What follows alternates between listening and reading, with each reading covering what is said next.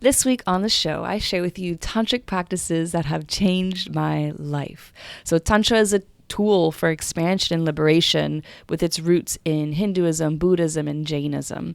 So to break down the Sanskrit word Tantra, Tan means to stretch or expand, and Tra means instrument or technique. So I don't claim by any means this isn't going to be one of those episodes where I teach you this is what Tantra is. I'm such a very fresh and new student in this world, and I am coming at it at a crawl, but being just 7 months into it, damn, this stuff is effective, and it's got me asking why isn't everybody doing this? And the reality is because there's a lot of sensuality and sexuality involved in the practice, something that's been a bit demonized and twisted in this modern world. So some highlights from this episode. I talk about this course I bought called O-Bliss by Layla Martin, which is full of tantric practices to help one access expanded states of pleasure, and how this 6-week course has turned into 6 months of a deep process of grief and acceptance, which to me, that's what Tantra truly is. It's a practice of accepting all that there is. I also talk about the lessons of accessing turn on and radiance regardless of what we're moving through in life. I talk about the history of goddess worship and the differences between a matrilineal society versus a matriarchal and versus a patriarchal. And I talk about the left-handed path of Tantra versus the right-handed path, and how understanding the difference between the two has helped me understand what I'm here for. So this is the last episode I'll be posting for a while. I'll be gone for about a month. I'm going to Africa, and I'll share with you what's up with that, what's going on in Africa, and all that good stuff right in the very beginning. And yeah, I hope you enjoyed this episode. It was fun to record, but man, a little bit scary to just get so raw and real and vulnerable with you about this practice, because I know there's just a lot of jumps to conclusions that people make. So before you do that, listen to the episode, and then maybe you'll be entitled to draw a conclusion about me. If you enjoy this episode, be sure to share with a friend, subscribe, all the things, and leave your rating and review.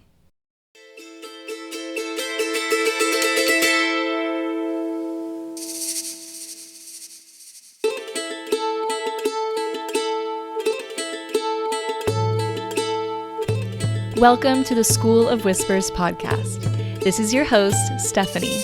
I'm a licensed acupuncture physician and herbalist with a background in psychology, health sciences, and exercise physiology. Within my own spiritual awakening, I found myself learning pivotal lessons when I got myself to be in silence. Within that silence, the whispers came through. This is my sacred space of vulnerable storytelling where my guests and I share about the magic that comes from a life of following these whispers. I'm grateful you made it here, and I hope this show inspires you to live a life of following your own whispers. Let's get into the show.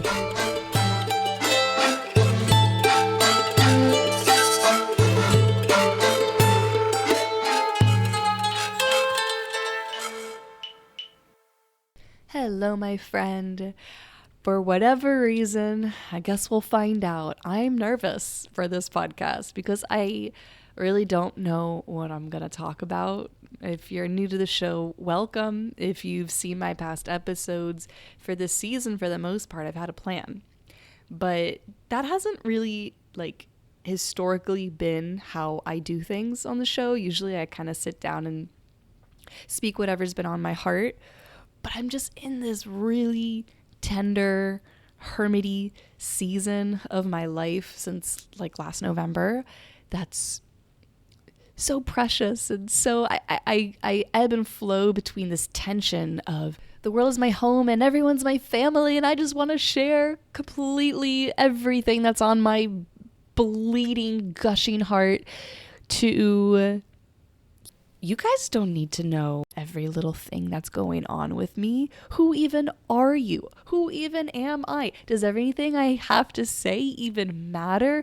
What does it matter if I speak it out loud? Am I creating another story? And it's just this desire to be seen and to share, and this desire to hermit up and hide.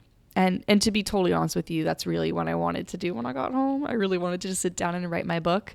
But I realized that this is my only chance to record something. And this is my last podcast that I'll be recording before I go on a life-changing trip to Africa, which I have not mentioned once at all. I've been really keeping this to myself. And so cat's out of the bag for those of you who I haven't gushed to about this yet. I'm going to Africa next Friday. And so today is Thursday the 24th. Thursday? No, it's Tuesday. Shit. Tuesday the 24th. And next Friday the 4th, I'm going to Africa for 3 weeks. I'm going to a country called Gabon. It's just under the Horn of Africa on the west coast. And I'm going there to do an initiation into a tribe. So if you're unfamiliar with Iboga, Iboga is a root from Africa, and the keepers, the sacred indigenous keepers of Iboga, are called the Bwiti. And Bwiti is kind of this umbrella. From my research, and please don't let me be your authority on Iboga and the Bwiti. I can absolutely direct you to the authorities in my life on the indigenous roots of Iboga. But to give you what my understanding is if you're familiar with Taoism, also known as Taoism, within it's an Eastern philosophy that is based on the Tao, or the Tao, which is the way of this universe, the way that this life works. To give you a quote that kind of explains it, which is likely going to confuse you even more, but here we go. The Tao that can be told is not the eternal Tao. The name that can be named is not the eternal name. So basically what that means is I can put together the most decadent, educated word salad for you to explain what the Tao is, and nothing in those words will actually carry the essence of what it truly, truly is, because it is a thing that cannot be seen or named. It is something that is purely felt, and it is the way of this universe.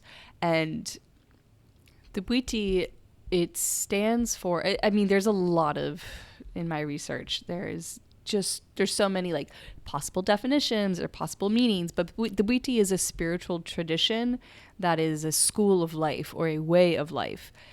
And so its roots are in Gabon, Cameroon, parts of the Republic of Congo in Central Africa, particularly known to be rooted within the Fang and the Mitsogo people.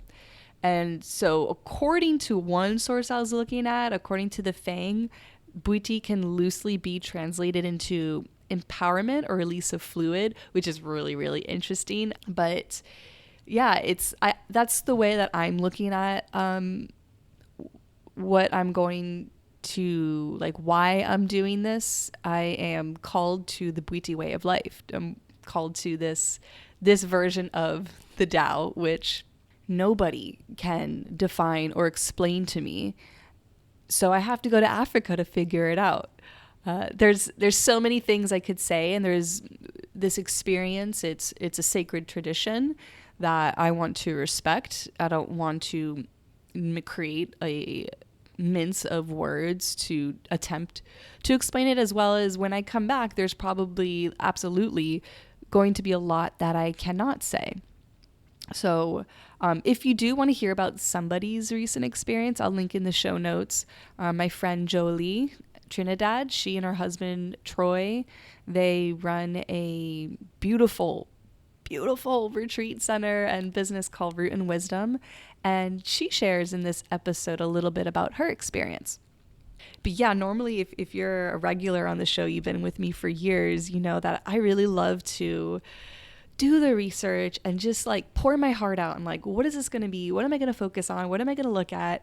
And I feel this call to hold any words, any ideas within my heart, and to let that be sort of processed at the moment. And I'm sure like just me telling you about my life right now, what I'm learning, studying, moving through, will probably be enough.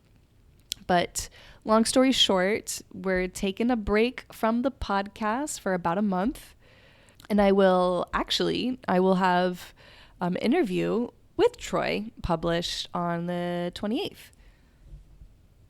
So keep an eye out for that one. Sit on your hands patiently for me, please, and pray that I don't like shit my pants the entire time out there. And if that happens, like, I'll be all right. Like, don't worry about me.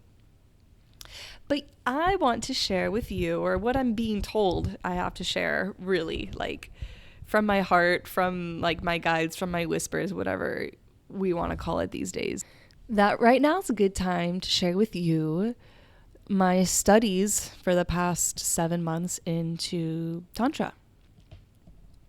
I am so not like by any means an authority on Tantra, so this isn't the sort of episode where I'll be educating you on like what it is, how to do it. This is more just me sharing this walk onto this path and how interesting and fascinating and useful it has been for me, especially considering that if you aren't already aware, I'm going through a divorce right now. I left my husband. We were married for 5 years, together for 7 years. I left him last November, and it was genuinely one of the hardest things I've ever had to do in my whole life. It is, yeah. I mean, honestly, I don't know what was harder, like the end of this marriage. He struggled a lot with addiction, and it's a family illness. If you aren't familiar with addiction, it's something that affects every single person involved, especially those who are closest to the person. And I mean, it wasn't a marriage that ended because we fell out of love with each other. Like, to this day, I still love him so much. And I didn't fall out of like with him either. Like, I left him because I realized that I was putting my love for him, which in a lot of ways became corrupted by a whole lot of fear and attachment. So I put all of that as a priority over my love for myself and my love for life. And so through that journey, what's been really interesting is the love has never died. Like, the love for him has never died. It's just no longer like this love for the fantasy and everything who I thought he was. It's more of a love for the reality and the gifts, and also an appreciation. I mean, yeah, the whole way through, just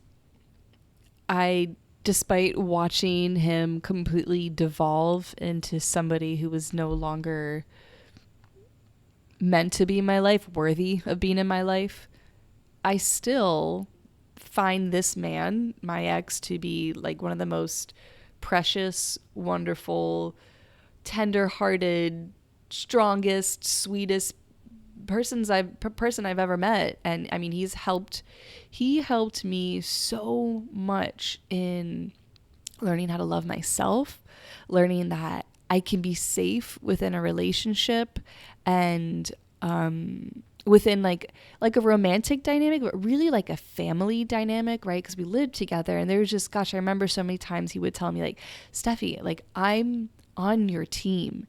Just because, you know, like something you said or did isn't sitting right with me and I want to talk to you about it, like, you don't have to feel like it's you against the world. Like, I'm still right here with you. Like, shit like that has just been so pivotal for my development. I mean, I truly believe that it was through living with him that my body and my nervous system felt ready and opened me up to my big, like, psychic spiritual awakening here. I mean, we did ayahuasca together, we did iboga together. Yeah, such a pivotal, precious person in my life. But yeah, it wasn't for me anymore. I realized that it was actually last November. October, within an iboga ceremony, that I realized that he wasn't the person for me. Earth-shattering realization fucked me up all night, just like, what do you mean? And then for the next couple of days, like, are you fucking kidding me? Oh my fuck. And feeling like, oh my gosh, I remember, because it was for the retreat, it was the first ceremony that I had that realization, and then didn't sleep that night, obviously. And then that morning, I remember just watching the sunrise, being like shocked. And then time at this point, I don't really have the best grasp on, but at some point, this is a really neat story. There was a spiritual shower that we had to do. And they tell us, like, wear some clothes, clothes that really represent what you want to let go of for the spiritual shower. And I wasn't thinking about this, but before I was leaving, I was flying out to Sedona. And so before I was leaving, last minute, I grabbed these really cool funky pants that my friend had given me, and it was somebody that I've had to really let go of in my life. And then I also grabbed a sweater that was my husband's. And when we were being prepped that day for the spiritual shower, they were like, yeah, so we're going to burn these clothes tonight before ceremony. And I'm like, oh shit, I didn't bring any clothes that I want to burn. And then I thought about it and I was like, oh shit, actually I did. And I wore that sweater and those pants and my wedding ring. I did not think to take them off, and you're supposed to take all of it off after the bath. And so I actually still have them, my rings. I'm going to bring them to Africa with me to, I don't know, do something with it. I just feel like they're supposed to go to Africa with me. So that night before ceremony, we were just like a quick little fast forward for that. That night before ceremony, we burned the clothes over the fire, but they were all still so wet from the bath that they weren't really burning. And I immediately felt, for that second ceremony, I immediately dropped in to the space, and I was like, ooh, someone's got to walk me to my mat. And when I got to the mat, I turned to the person who was helping me walk, which was Troy, and I asked him to please set my clothes aside because I really wanted to watch them burn. And he's like, yeah, all good. In the morning, he goes, yeah, so while I was walking you to your mat, the sweater caught fire, but the pants are still not burned, so we can burn those pants. And when I walked to the fire that next morning after the second ceremony, which I'll tell you about in a second, they smelled like those kratom kava drinks called Feel Free that my ex had gotten addicted to. And I remember being disgusted. And I was like, does anyone else, like, come over here? What do these ashes smell like to you? They're like, ashes? Like, no. They had this weird, sickly, sweet herbal smell to them. They're like, no, they just smell like smoke and ash. And I was like, no, they fucking smell like those drinks. And all day, for the whole rest of the day, the fire smelled like I could barely be around the fire. Like this whole work, like the whole Iboga Bwiti world is just mind-blowingly magical to me. And so anyways, let's backtrack a little bit. So the night before me going into that spiritual shower and that second ceremony, barely being able to sleep and waking up the next day feeling like having this image of almost like a mummy, of their rib cage being half exposed by, to the elements, and then having like draping of just decomposed skin over the rib cage, over the heart. And it's this in-between phase where the wind was just shuddering through my bones, exposing me to the elements, while also trying to keep certain parts of me from being exposed. And I remember I told the facilitators at the retreat of like, I just want to feel settled. I don't want to feel this any way anymore. Help me. And they said to me, I'm actually not going to even attempt to quote them, but they said something along the lines of, what if the problem here wasn't that you felt this way? And they said, Steph, you're you do this work, this spiritual medicine work with the herbs and indigenous medicine, and you want to travel the world. Like, being settled is like pretty overrated, and you'll probably never feel settled. So what if the issue here isn't that you feel unsettled? What if the true issue here is that you refuse to accept how you feel right now? And so I realized within that was like a couple hours before ceremony, I realized that my intention was to accept all that there was happening inside of me and happening outside of me, and learning to observe it. And all night is like, I'm observing it. And a couple hours later, I was like, I'm observing it and I'm loving it. I'm observing it and I'm loving it. And it was just this exposure therapy all night, watching myself break up with my ex in all these different ways, and facing his heartbreak and my heartbreak and all of it, and realizing how codependent I am, and blah, blah, blah. Just so many things within that week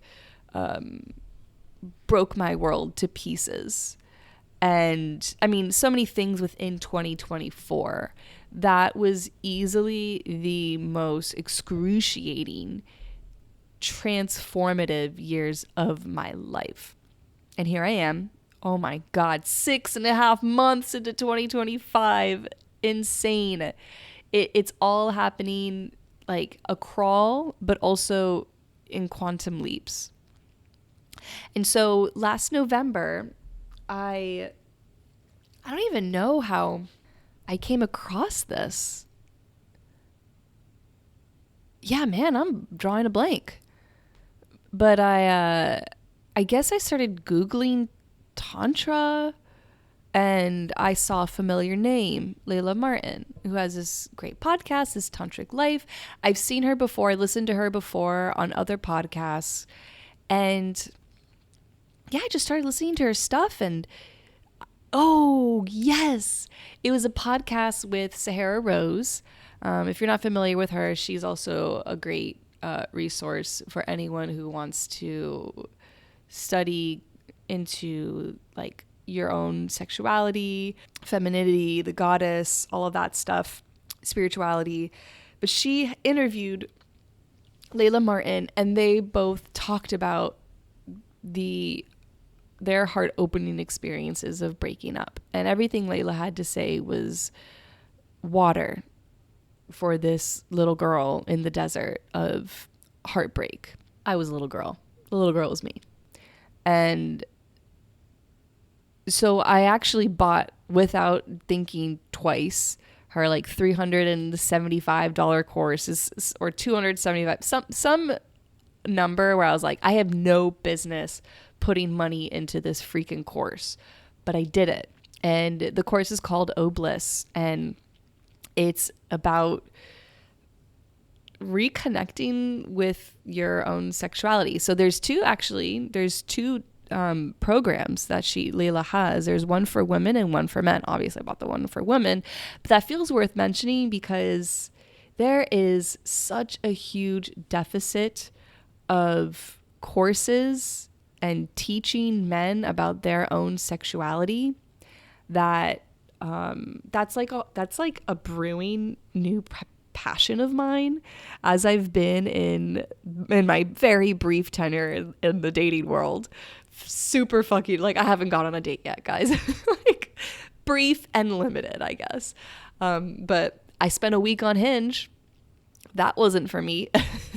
But being in this world, I'm like, damn, someone needs to teach men how to approach women, how to talk to women, how to date women, how to set up their dating profiles. Oh my goodness, you guys, someone, anyone. I don't think I'm qualified at the moment, but I'm telling you right now that's something in the works that, you know, I'm sure it's going to take me years, but I actually, like, I've thought about it. I've mapped out this plan of study for me to be a resource for men who want to call in their queen, like their woman, because fuck, we need help. We all need help. But guys, you need a lot of help. You really, really do.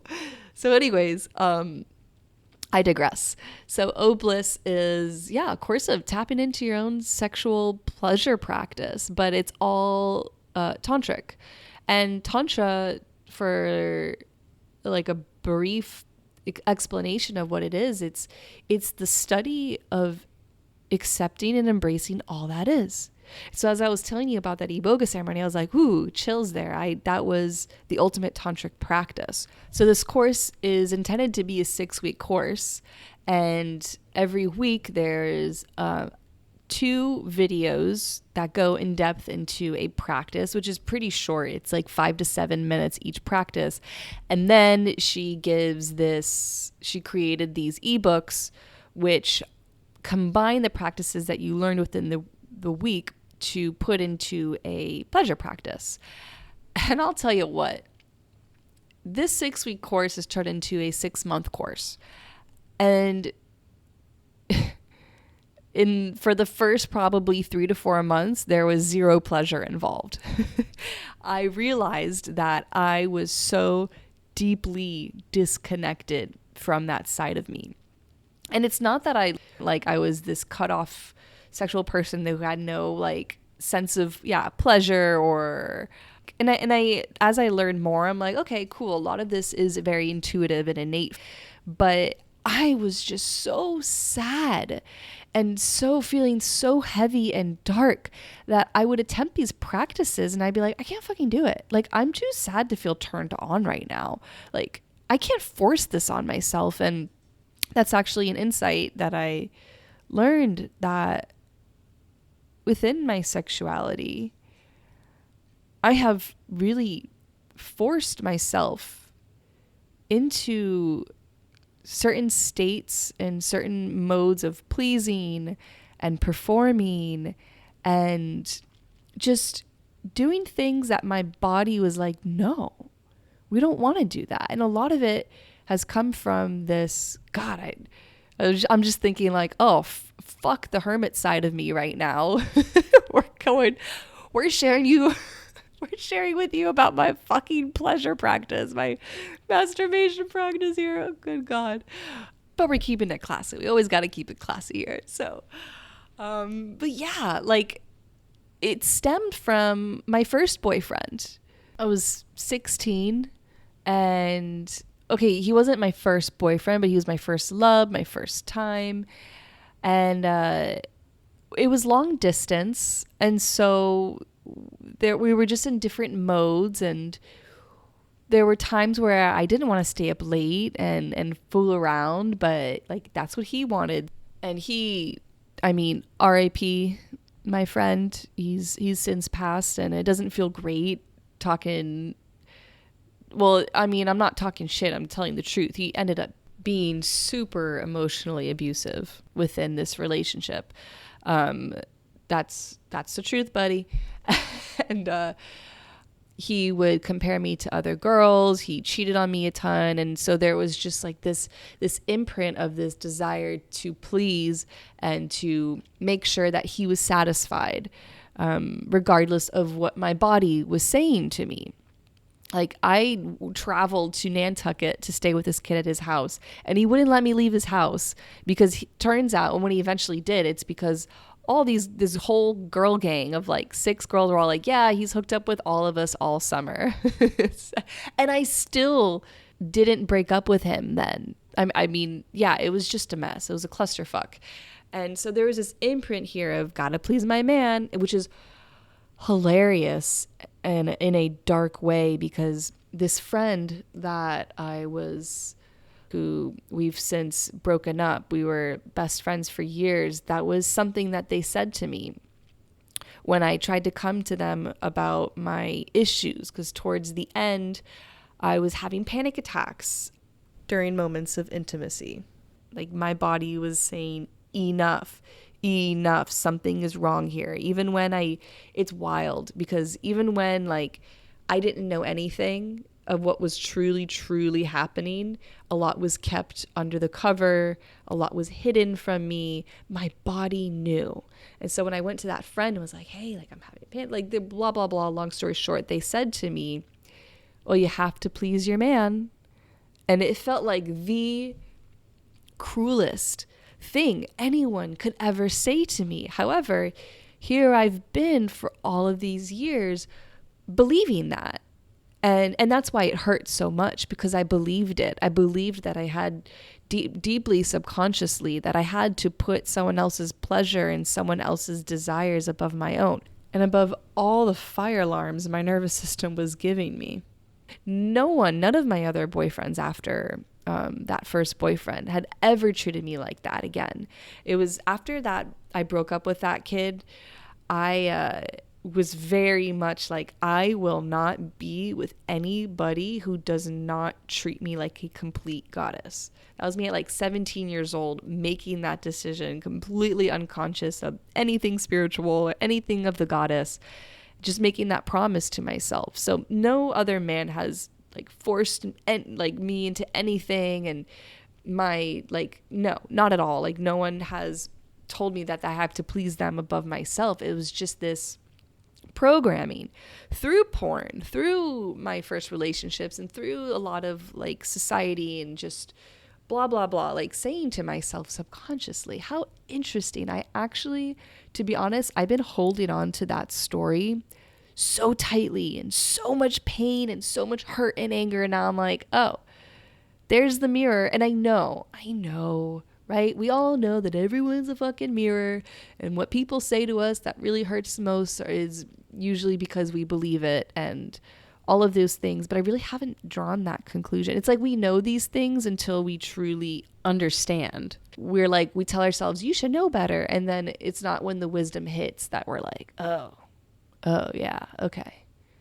That shit got brought to light, and it's nothing personal. And it's also deeply personal. So I'm in this practice, and what's really cool is these quote unquote pleasure practices aren't actually like stimulate your clitoris and, touch yourself. Like, yes, a lot of it is like learning how to touch yourself with a sense of reverence, a sense of sensuality, a sense of appreciation and gentleness and turn on. But really, it's these practices of allowing emotions and sensations to come up no matter what it is and how it looks like, and stepping into this consciousness of embracing it and understanding that my friend Troy gives this concept that the toothpaste that I see on the mirror, the obstruction that I'm seeing, isn't the true self, right? Like, I'm just experiencing it, but the eye, like the all-seeing eye behind my eyes, that's the true me. The experience is just that, an experience. And so every time I tried to like be like, all right, we're gonna turn ourselves on, have a fun night, I ended up just in fucking tears, ugly crying in a fetal position and thinking that sucked. And then reminding myself, oh, actually, that's what this is. This is why we do this practice. So I had a lot of layers to get through. I still haven't finished the course. But there's this one practice in combination to this one interview that changed it all for me. So as I'm doing this course and kind of struggling through it, I'm also listening to Layla's podcast, This Tantric Life, and I'm kind of treating it as supplementary study material. Because there is one gripe that I kind of have with the course, not that she promised this, but I thought there was going to be some philosophy into Tantra. And I love a good historical background. I love some lore, and I thought that was going to be in it, and it's not. It's really just these practices. And so I listened through her podcast, and it wasn't until I saw the interview, or I listened to the interview with Mama Gina, that I finally understood what I was missing here. So I'll link that episode in the show notes if you're curious. But who Mama Gina is this powerhouse of a woman who in like early 2000s really threw herself into the womanly arts. That's one of her books, is Mama Gina's School of the Womanly Arts. She also wrote this book called Pussy, A Reclamation. And it's basically her whole purpose in this life is to remind women of their true radiance and enable women to return to their pleasure and their turn on, and within that is it's our essence, our radiance, and when I say return, it's because it's always been there. And I love how she talks about like being a young girl and just enjoying the pleasures of life and moving slowly through life, and the goddess visit. It's like a whole thing. You gotta look into her, but she's Mama Gina. What else is there to say? And so within her book, Pussy Reclamation, as well as this interview, she talked about how she realized that the most powerful thing a woman can do is to access her turn on no matter how she feels and where she is. A story that she gave was she was volunteering for this course on pleasure and on kissing. And so everybody had a partner except for this guy. And this guy had no personal hygiene. He smelled. He clearly just didn't take care of himself, and nobody wanted to partner up with him. And so the leader of this course was like, all right, Regina, that's going to be your partner, and you're going to demo for everyone. And she was like, are you fucking kidding me? Look at that guy. No, I am not going to kiss him. And he was basically like, well, that's fucked up of you to want to be a volunteer for this course, but you're not even going to participate and access your turn on. The fuck is wrong with you? Like, I guess you should leave then. And when I heard that story, I was like, that's misogynistic, that's forcing. And the way that she told this story, I realized that there is a method to this madness.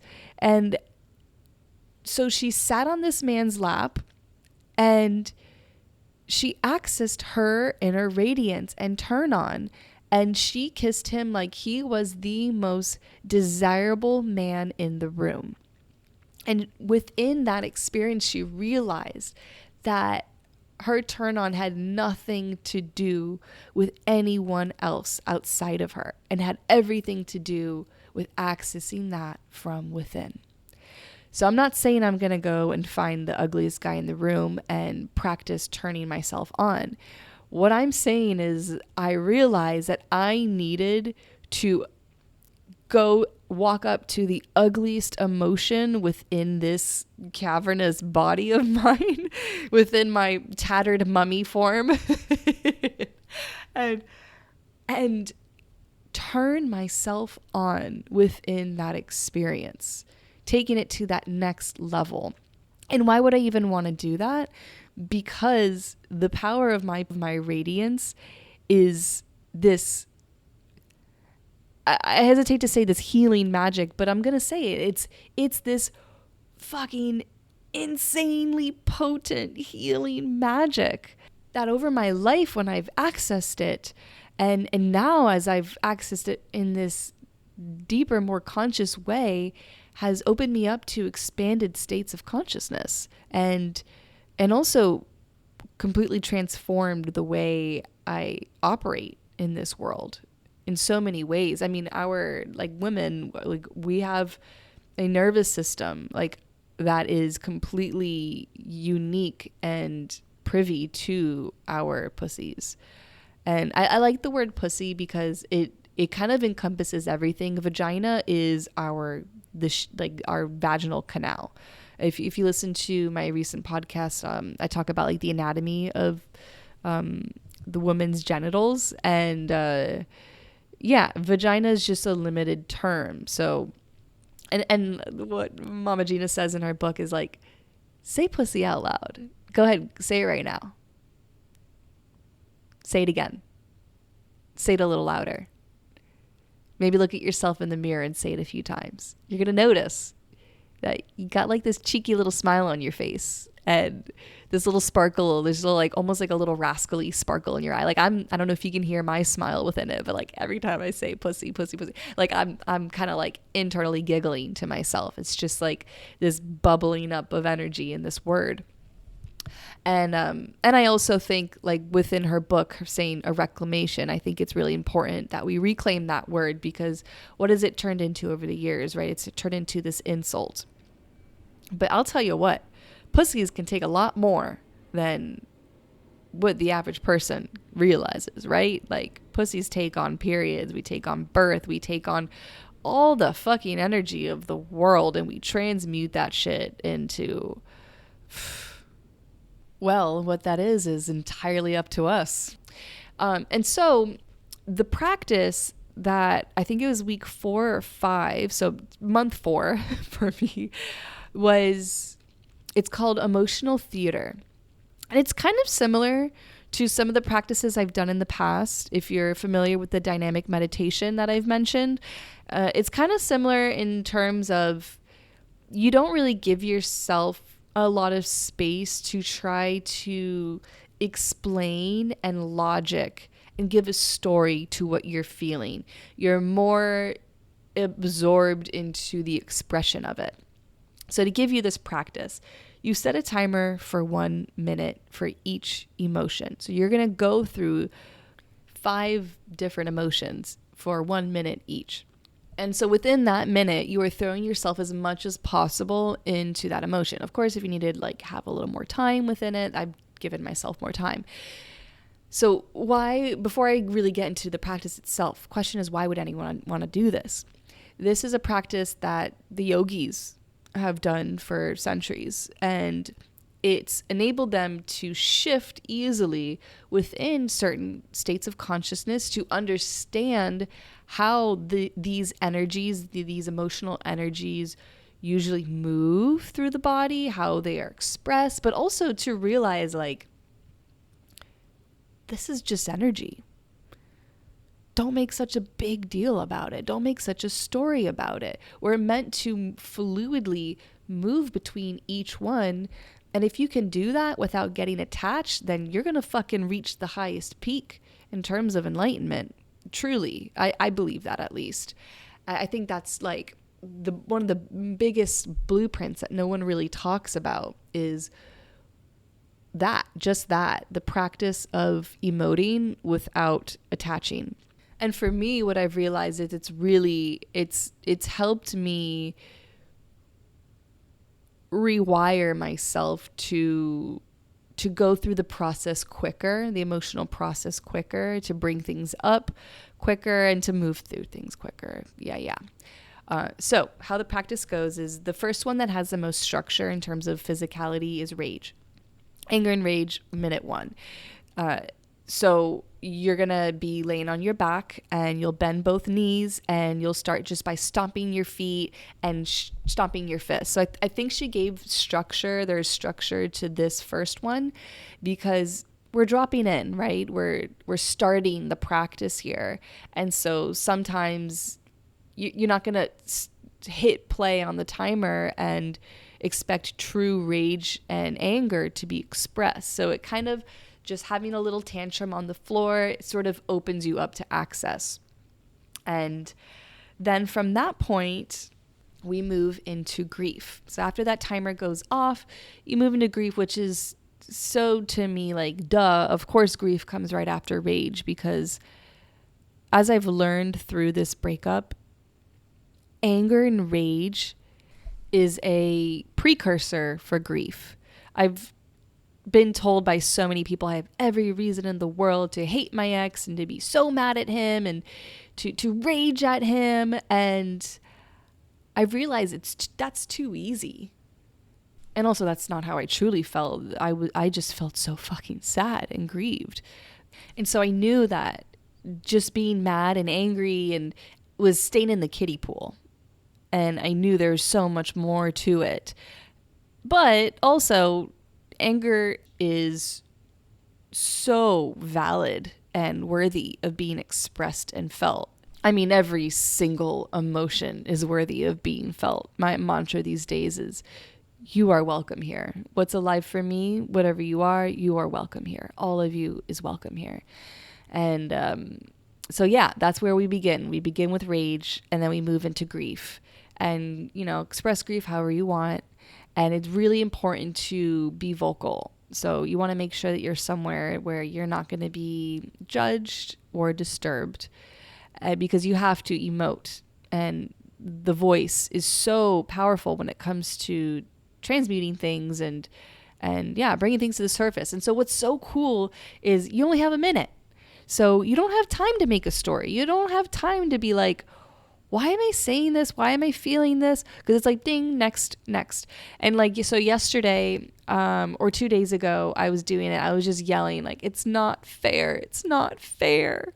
And then I actually did it the other day in the car, and I was screaming like, leave them alone, please stop what you're doing, And both times I was like, what am I talking about? And I'll tell you, the one with the leave them alone, stop what you're fucking doing, because man, that actually moved back into rage, and I just started fucking screaming like, you fucking monsters, is to all world leaders of America right now, a couple in particular. Everything that's happening is so fucking atrocious and excruciating, and so hard to accept and acknowledge. Truly, it's fucked. But I digress. So moving from grief, you touch yourself as a lover would, and you express sounds of pleasure. And, if it's a minute and you're not really feeling it, then you gotta fake it till you make it a little bit. Or rather, she gave us practices prior to that week, this practice of just like emoting, visualizing certain parts of your anatomy and emoting what does that sound like, and doing breath work where it's like in through the nose and loud long sighs, things of you tap into your tool belt basically. Promise you, the more you practice this, the easier it will be to truly move into that. So I want to pause on that transition there from grief to turn on.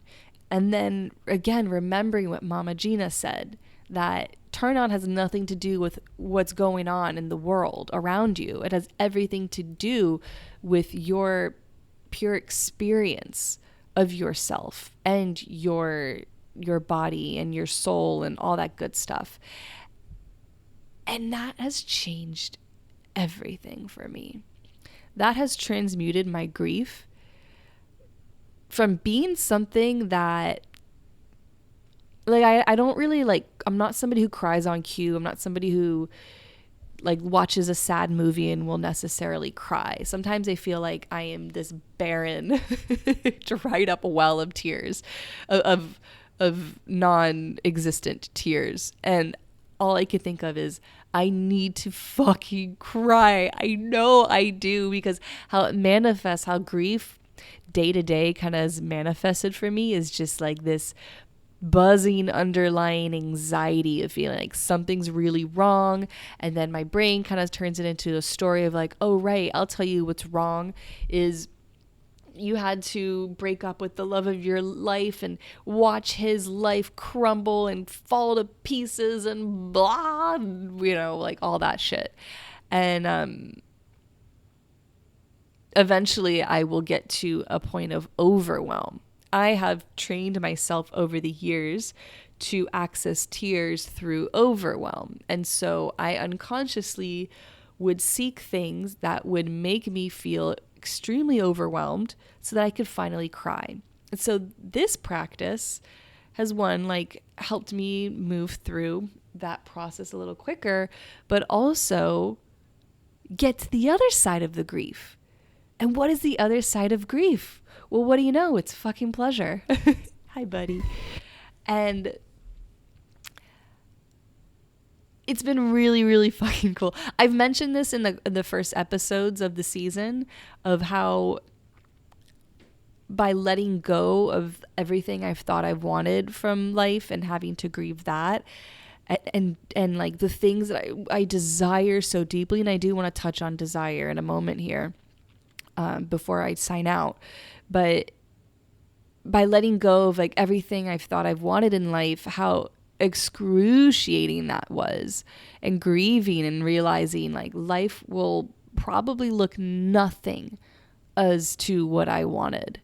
And I have to accept that. Not only accept it, but embrace it, and to observe, like to separate myself enough to observe how that acceptance moves through me, and then get to this next level of loving it.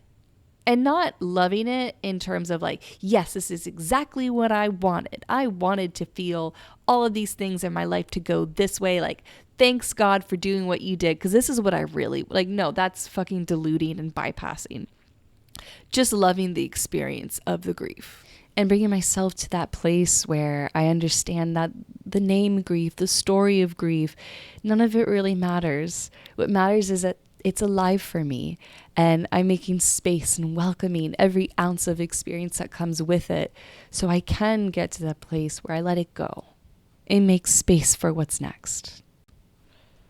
Truly, that's it. Like loving the experience, the whole entire process, and having this access of like turning myself on. So like, I remember I was driving, and I think about when we're little and we are looking out the window and we're like listening to a certain really moody song, and we feel like we're part of this movie of the main character is going through this massive life thing, and we're like, oh, I'm really just going through it right now. I was in the car kind of having that little moment to myself, and rather than try to like make myself feel better and think about all the happy things and put on a different song or put on a podcast that will make me happier, I was like touching my throat and running my fingers through my scalp and my head, and just touching me in ways that like when I've, like people that I've had romantic relationships with, that I just loved, that they would just like gently touch my cheek or squeeze my hand or brush their hand against or kiss my shoulder. And I'd be like, fuck yeah, I'm laughing because it just sounds so ridiculous saying it out loud. But when I'm in it, I'm so like in it. I'm in the emotional theater of it, of like, fuck yeah, I'm so sad. God, you've been through so many things. Let's replay that scene again in our heads. Let's replay it again and again. Fuck that. It was so sad. What is that? Yeah, I feel that sensation. I feel that tingling behind my eyes, or that little grip around my throat, or that heat, that warmth, that sinking sensation. And like, we go from there. So then back to the emotional theater practice. Timer goes off. 1 minute's up. What's next? Well, now you have to express the strangest, cringiest, weirdest sounds you could ever think of. Those strangest faces you could ever make. Something that if somebody saw you, you feel like you could never live it down. Which is so fascinating to me that we go from turn on to that. And she doesn't really give a lot of, I don't remember what her explanation, if she even gave one for that, but I've been thinking about it, and it's a bit like moving from this expanded state of acceptance to calling in shame, calling in expressions where we feel like, oh, we're not allowed to do that. We're not allowed to look like that. That's shameful, or we're guilty. That's wrong. But to consciously express it, it creates this like silliness. It makes it also from feeling so serious and so real to like, this is a fucking joke. Like, who gives a shit? Who truly gives a shit? And it also just feels nice to like just stick out my tongue and go like bah, or go and just make little sounds like that. And I also realize, I think of myself as like a baby, and how babies self-soothe, how they make silly little sounds and kick their feet up in the air and make themselves laugh. Like if you ever just watched a baby entertain themselves with their own body. It's a very similar experience to that. Timer goes off. The last emotion that you'll express is just pure, innocent, unadulterated joy. And that's another one that's been a little bit tough for me. It almost felt like I didn't deserve to feel that way within a container of expressing rage and turn on. Those are the two things where I felt a little bit like, I mean, shit, guys, I grew up Catholic. This shit's ingrained in so many of us. And yeah, it felt like this subconscious voice was like, no, you're not allowed to feel pure and innocent and light and giggle like a little girl and feel pure innocence after doing other things 3 minutes ago. And yeah, and so you go from there, and then timer goes off, and then you sit down, you lay down, and for a minute or more you are integrating. You just lay down and you integrate. And she always encourages you to have a big smile on your face to sort of imprint into your DNA of like, after we process, we access an ounce, if only just an ounce, of radiance and celebration. It makes me think of, at the end of this meditation that I've talked about on the podcast, dynamic meditation, of at the end you celebrate, and it's like, yeah, it's like a little moment of celebration and integration. So that's the practice that's fucking changed my life. And that's like what week is that? That is week 4. So there's 2 more weeks after that I'm slowly moving through. I'm almost done with week 5. And week 5 is even more transformative, but I don't really have time to talk about that here because I want to talk a little bit about goddess worship. So another one of the courses that I've impulsively bought over this portal of my life is one about Lalita Tripura Sundari, who is she's the ultimate goddess in Hinduism, who basically embodies Shakti. She kind of embodies all forms and of deities within Hinduism, but it's like this ultimate goddess creatrix expression. And I'm not going to really get into Lalita, like who she is and all the lore and all that interesting stuff, which is very interesting, but I'm just very slowly moving through this course too. And what it's helped me realize, and I'm actually listening to this really great book to supplement this course that's called When God Was a Woman. And so I've learned that for 5,000 years before the Judeo-Christian version of God was the goddess. And all of these people across Asia and Europe, at least that's where we're at right now within the book, worshipped the goddess. And it's really, really fascinating. I actually want to touch on this just for a moment, because part of the reason why the goddess was worshipped was they didn't realize that sex equaled babies. And so they thought that the creator just spontaneously blessed women with children.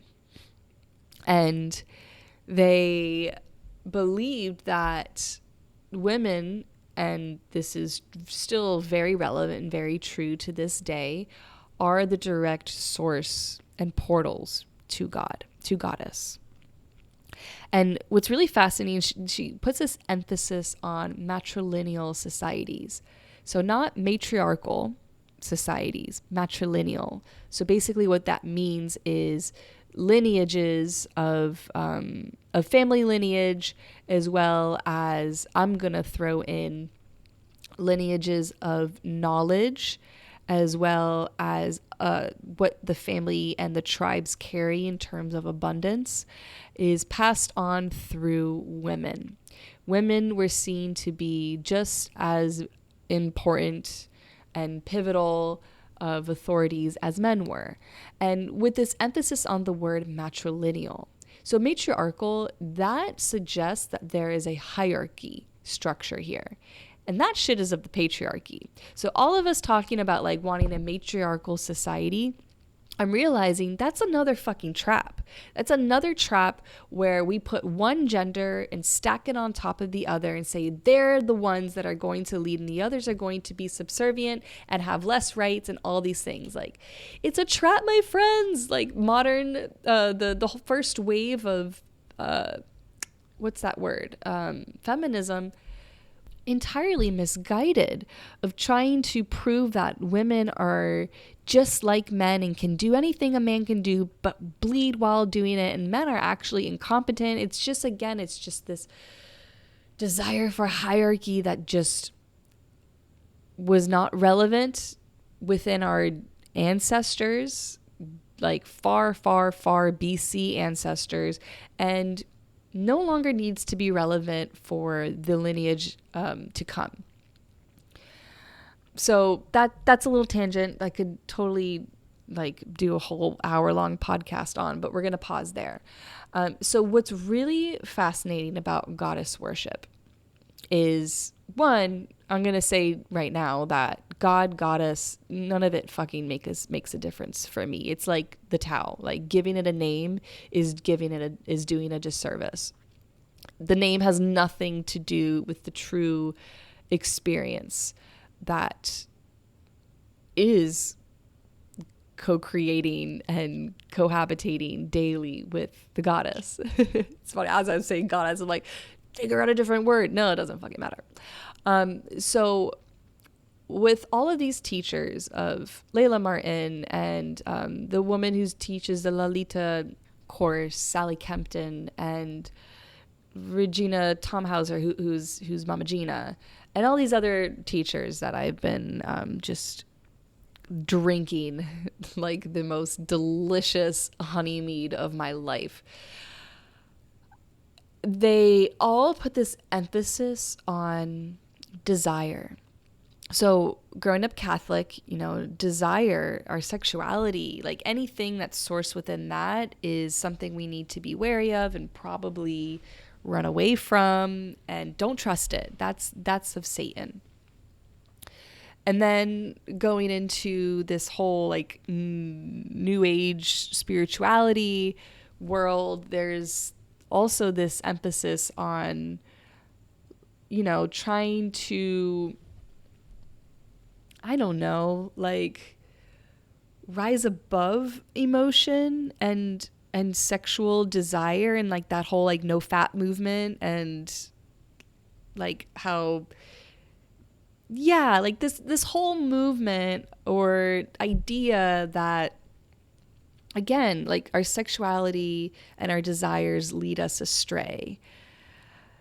And to a certain degree, desire can, and it feels worth defining what this version of desire is. It has nothing to do with fulfilling desires that are led by fear and needing to control, and really just, I think of the kleshas, just anything that contributes further to illusion, and which in turn feeds suffering.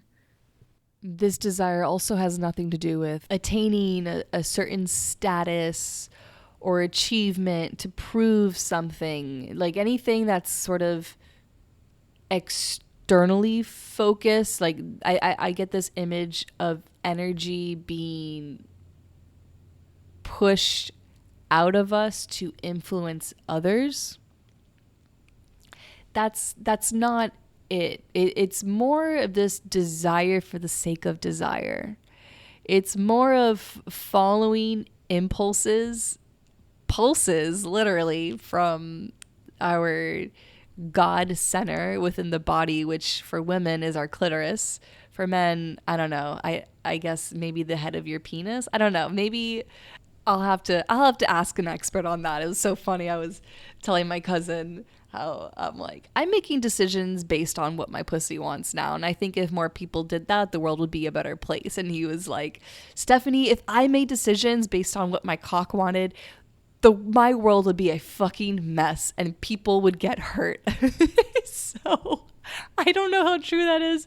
I'd love to get like some sort of like male expert on sexuality someday on the show to talk about that, because I thought that was hilarious and also curious. But anyways, yeah, it's desire for the sake of pleasure and through accessing our own radiance. So my compass for a desire is that little pulse from that space, or feeling sort of soften and grow warm, or I'll feel a little like excited flutter from my heart. What I'm experiencing right now is I feel like I'm receiving visions of what, because I'm always like, whatever, like God, whatever thy will is, goddess, if this is what you want, then this is what I'll do. Just, what do you want from me? Like, I will, what is the next step that is thy will?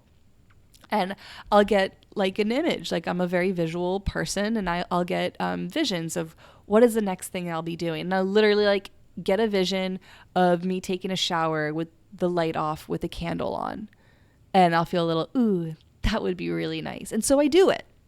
And I am not concerned at all with how productive that will be, how much time that will take, what's in it for me, what am I going to gain, right? Like all these ways of thinking that I've always kind of fell into, like what's next? Like, oh, I have a free 2 hours. What am I going to do with these free 2 hours? Like, oh, it was always results based, and now I'm just desire and pleasure based, which is really fucking wonderful. And I'll tell you what, if you want to move into the world of truly, like, we all manifest, everybody manifests. Like when I see now like courses like how to manifest, let me teach you how to manifest. It's like, no one needs to be taught how to manifest. Everyone's doing it all day, every day.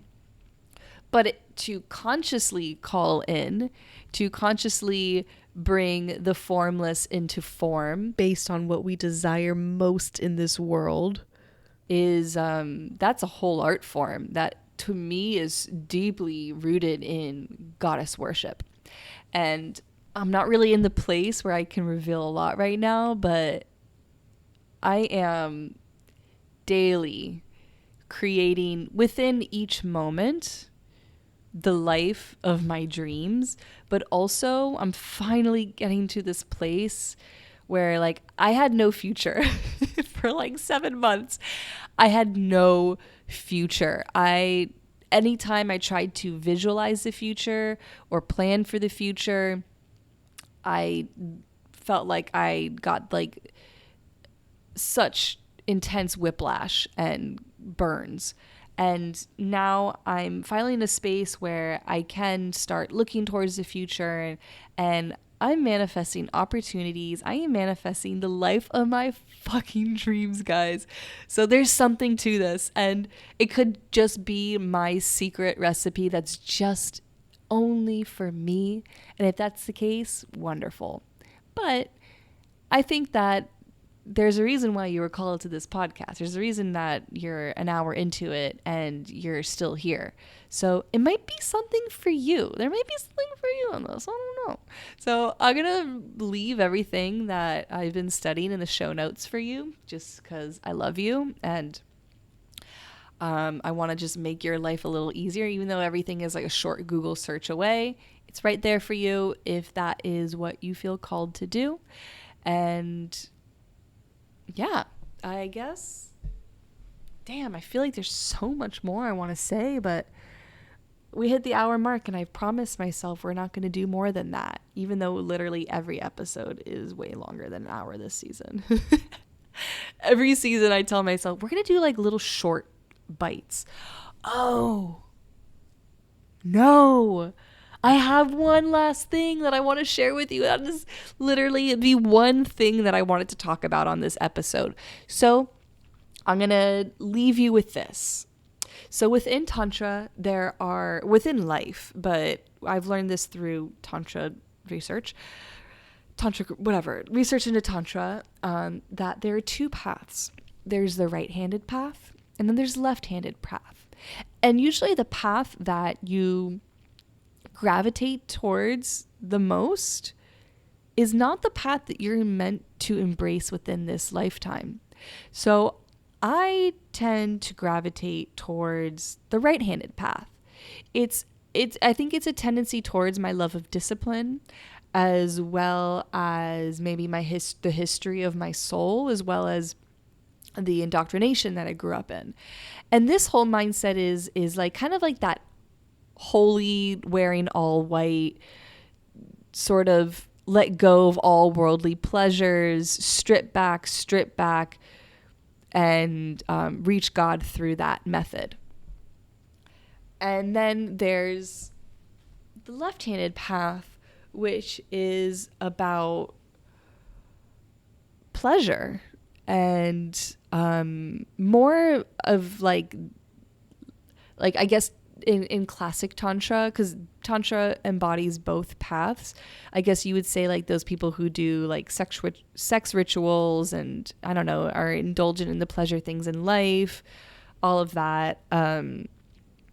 But that's like a really shallow description of what these things truly are. And I was listening to this podcast with Layla.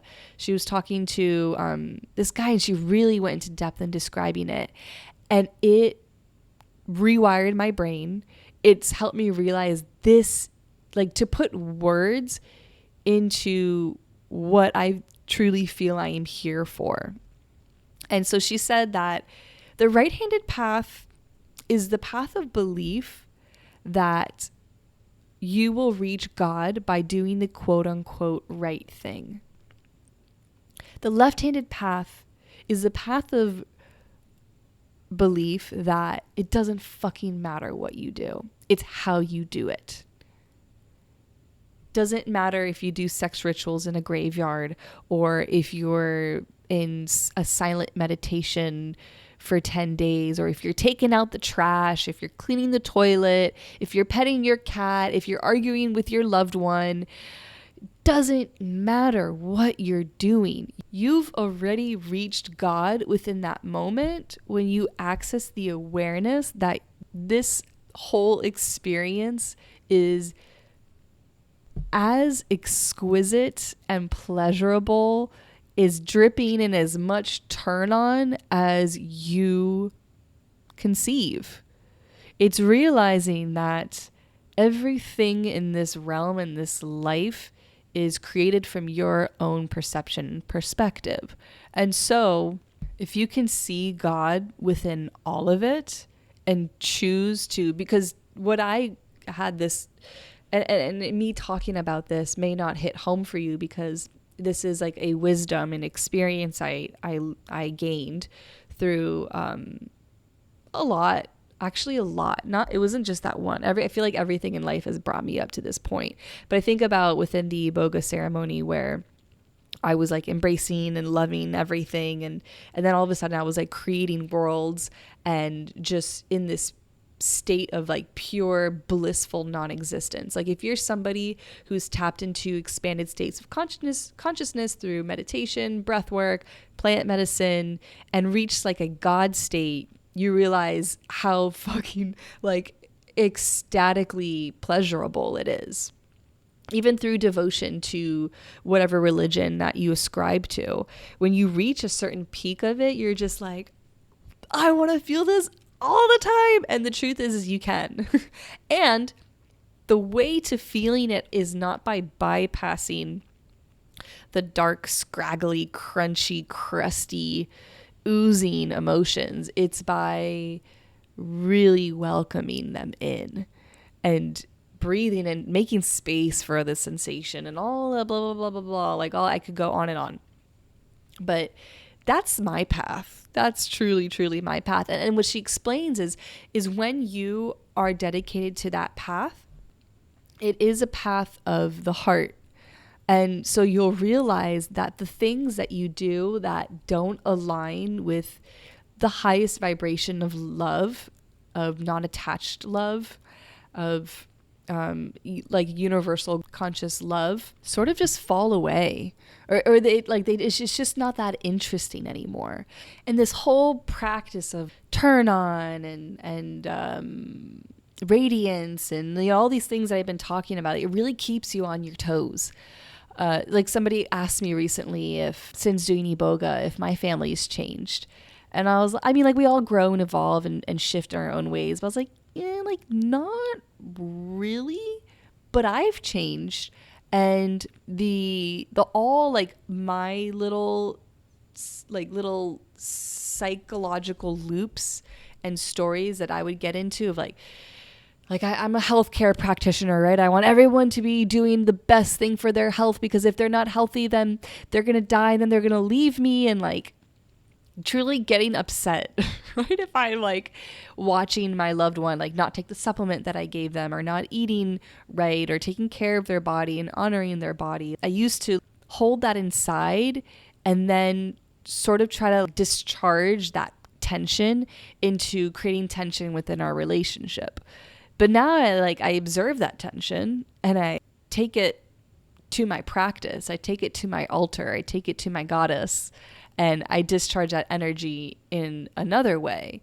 And I'm just, like I said, like just always on my toes, always being really as aware. And of course, I'm not fucking aware all the time. I'm a human. I'm not this enlightened goddess being. I am a goddess being, but we're not enlightened yet.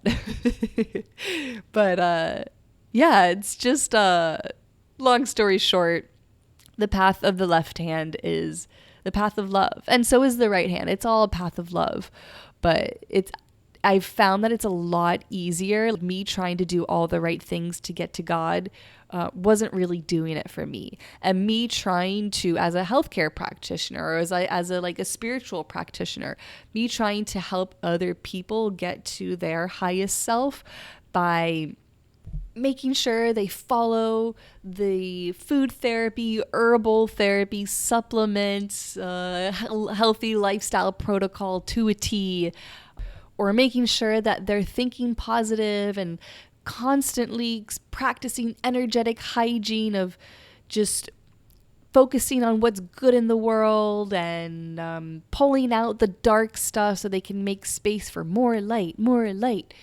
It's like all of that is just not going to take you very far. It can definitely take you somewhere, and it definitely will create shifts, but it's kind of a trap. And actually in my in a month from now, in my interview with Troy, we talk about the trap of positivity. But yeah, trying to fix it is, or believing that there's something wrong and you got to do the right thing is kind of what's wrong in the first place, if that makes sense. And on that note, it's time for me to go. The next time you'll be hearing my voice, I'll be initiated into the Bwiti, into the Mubundi tribe. There's so much I'm sure I will share, and there's so much I'm sure I will not share. But I'm sending you so much love. Thank you for being here, and yeah, I'll be feeling your energy the next time I'm behind this mic.